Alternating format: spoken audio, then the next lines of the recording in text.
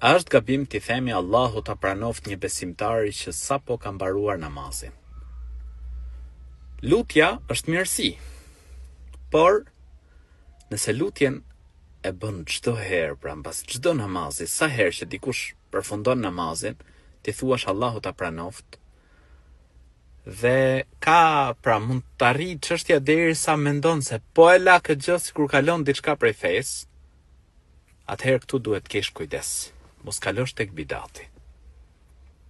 Sepse nëse ti e bën këtë formë, duhet të kesh argument. Ama nëse ndodh një rast, i the dikujt pra lutje, Zoti ta pranoft, nuk ka gjë. Ose dikush tha ty pra një rast Allahu ta pranoft, amin, Allahu të shpërbleft, nuk ka problem. Por mos me e bë tradit, sa atëherë kalon në bidat, Zoti na rujt.